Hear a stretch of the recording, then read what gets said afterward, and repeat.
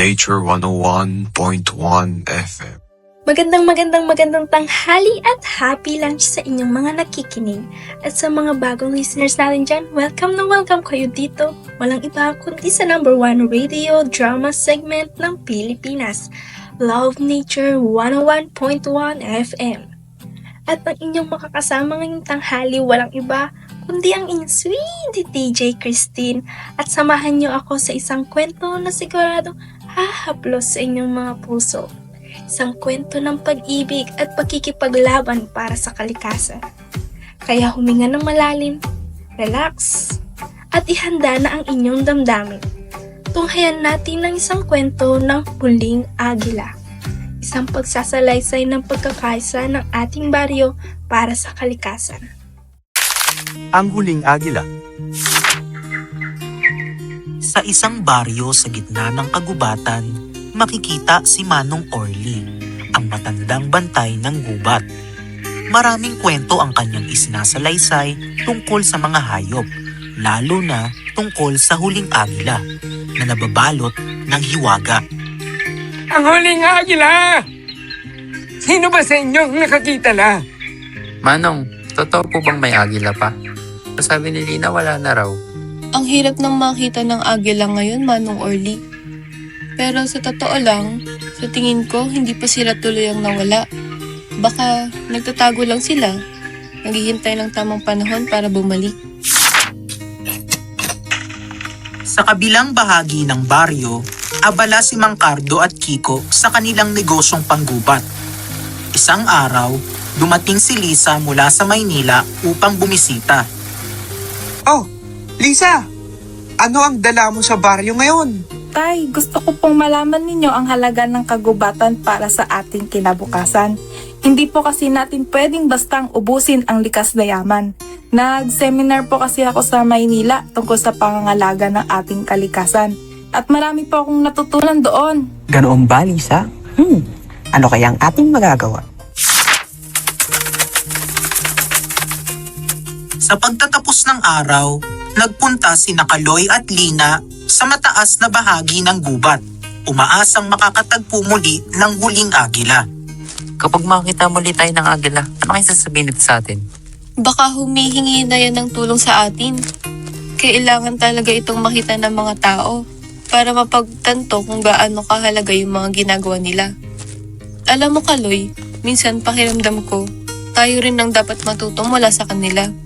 Kung paano tayo dapat mag-alaga ng kalikasan, kung paano natin sila irirespeto.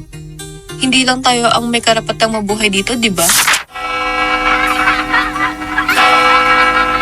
Sa baryo, naglunsad ng isang pagpupulong tungkol sa pangangalaga ng kalikasan sa pangunguna ni Lisa at Tio Orly. Ito pong ating kalikasan ay hindi lamang dapat dito magtatapos dahil dito rin nakasalalay ang ating kinabukasan. Gaya po sa Maynila, maraming mga proyekto po doon na makabago para sa pag-aalaga ng ating kalikasan at ito rin ay ating mapapakinabangan. At alam niyo bang may mga taong naglalakbay mula sa malayo upang makita ang huling agila na ating pinangangalagaan?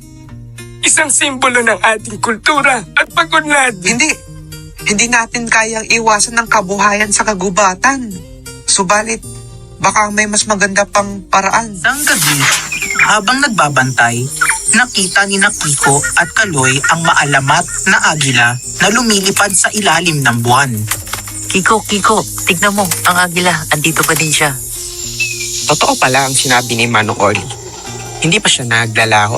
Parang ipinapabot niyang mensahe sa atin ito.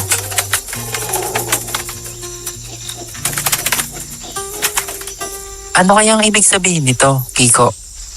Siguro'y paalala ito na dapat nating pagtuunan ng pansin ang kalikasan bago maging huli ang lahat.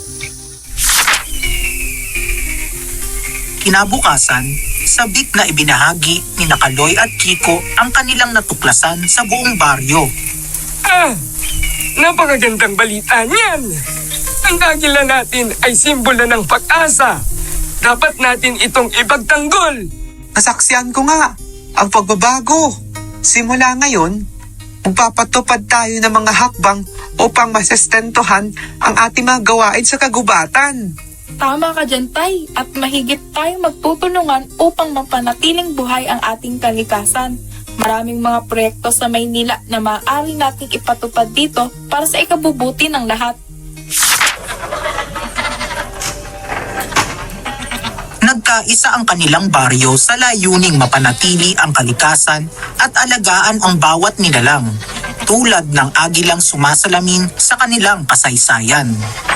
Parang nung nakita natin yung agila, doon ko naramdaman yung sinseridad ng ating misyon. Oo nga, basta magtulungan tayo at ipakita yung malasakit. Patutunayan natin na hindi mawawala ang pag-asa. Kahit pa maraming problema, basta buwang loob natin, may magagawa tayo. Kasi 'di ba, ang agila, kahit gaano kataas ang lipad, bumabalik pa rin sa lupa. Ganon din tayo, kahit gaano kahirap, kaya nating bumangon at magsimula ulit. Ngayong may pinagsama-sama tayong mga gamit at aral, simula na ito ng bago at mas maayos na kasanayan.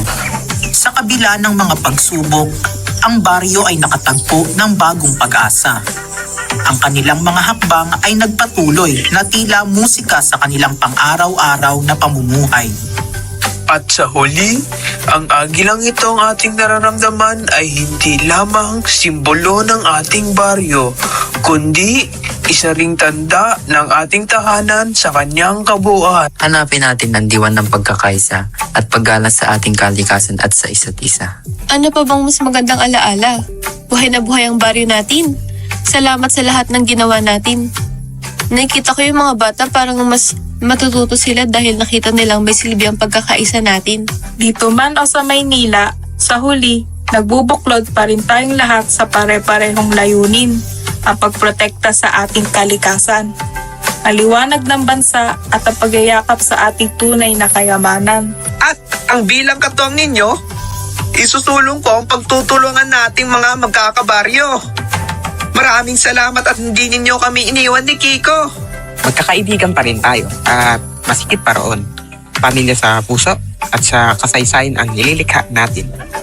Sa pagkakaisa ng kanilang layuning mapanatili ang kalikasan, ang baryo ay nakagawa ng pagbabago na bumabalot sa kanilang kasaysayan. Mula sa limitasyon patungo sa pagkakataon, patunay ito na ang bawat nilalang ay may gampanin sa malawak na kalikasan. Hanggang sa huli, ang baryo at ang huling agila ay magkatuwang na nagbabago at bumubuo ng kwento para sa mga hinaharap. At dyan nagtatapos ang ating kwento sa huling agila. Isang kwentong nagsisilbing paalala sa ating lahat na ang kalikasan ay dapat natin itong ipaglaban. Maging inspiration sana ito sa bawat isa sa atin na pahalaga ng ating likas na yaman at ipasa ang pagmamahal na ito sa mga susunod na henerasyon. At ngayon naman ay basahin natin ang libo-libong reaksyon ng mga tagapagkinig natin dyan. Mula sa 0921 Bacoor City, grabe, napaka-inspiring ng kwento. Sana magkaisa tayong lahat para protektahan ang kalikasan. 0935 mula sa Tarlac City, tama si DJ Christine, ang kalikasan ay buhay. Huwag nating hintahin na mawala ang lahat bago tayo kumilos. At ang dami ko rin natutunan sa huling agila, nakakatahat siyang pagkakaisa ng mga tao sa baryo. Mula naman ito sa Tuguegarao City, sana marami pang ganitong kwento para ma-realize ng lahat ang kahalagahan ng kalikasan. Salamat kami sa inyong walang sawang pakikinig at pakikiisa sa Love Nature. Hindi lang ito istorya ng baryo, kundi istorya nating lahat. Sama-sama natin ipagpatuloy ang laban para sa ating inang kalikasan. Hanggang sa susunod na kwento, mga kaibigan, huwag kalimutan dito lang sa radio drama segment ng Pilipinas. Love Nature 101.1 FM. Ako ang inyong sweetie DJ Christine na nagpapaalala. Kaya natin to basta't sama-sama.